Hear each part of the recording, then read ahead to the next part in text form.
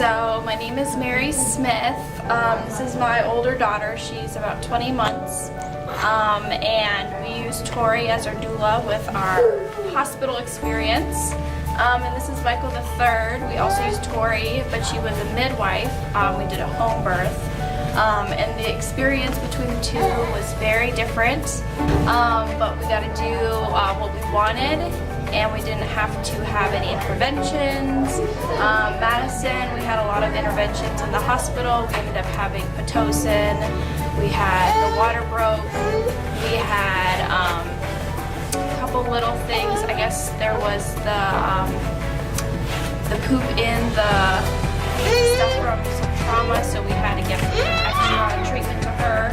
Oh, and then ended up doing a C-section after 28 hours. So that was a lot different. And then I think total for his was maybe 15 hours. And then by the end we were in bed, relaxing, ready for a nap and nursing. So it was a lot more enjoyable afterwards.